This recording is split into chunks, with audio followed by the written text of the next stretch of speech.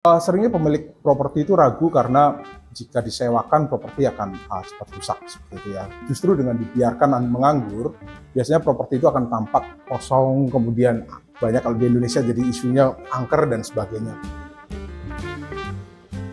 Perkenalkan, saya Furkon, saya owner dari Rukita Smart dan Rukita Space seperti itu.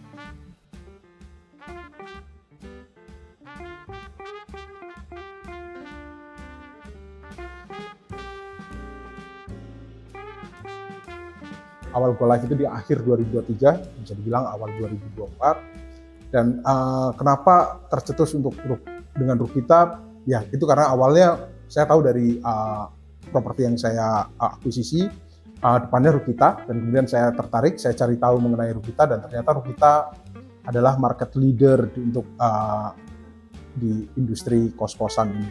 Ya.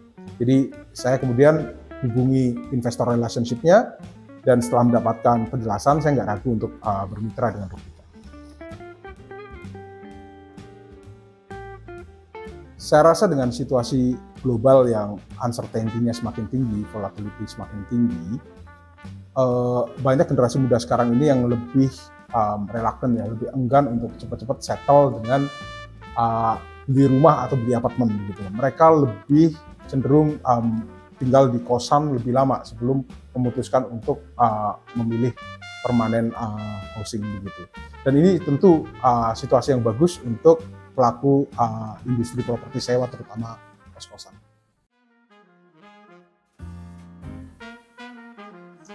Seringnya pemilik properti itu ragu karena jika disewakan properti akan cepat rusak seperti itu ya. Tapi kalau dilihat sebenarnya justru dengan dibiarkan menganggur, biasanya properti itu akan tampak kosong, kemudian banyak kalau di Indonesia jadi isunya angker dan sebagainya. Padahal dengan disewakan, properti akan maintenance-nya akan jauh lebih bagus karena terutama jika dengan sistem seperti Rukita begitu ya. Jadi setiap ada kerusakan kita langsung diberitahu dan langsung kita perbaiki. Begitu juga kadang beberapa diperbaiki langsung oleh Rukita. Jadi penggunaannya optimum, menghasilkan cash flow, dan untuk lingkungan sekitar pun yang tadinya biasanya kosong atau misalnya kumuh gitu, jadi lingkungannya menjadi ramai, dan kemudian itu merubah status properti sendiri. Dari tadinya properti nganggur, properti yang mungkin berharga kurang optimum, jadi oh sekarang lingkungan sana ramai begitu, jadi harganya pun akan naik.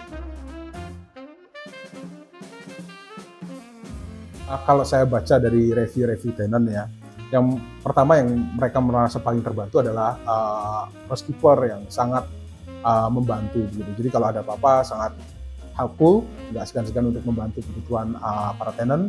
Kemudian yang kedua, pembersihan kamarnya. Jadi di Rukita itu kan secara reguler kamar dibersihkan sehingga selalu merasa bersih dan nyaman.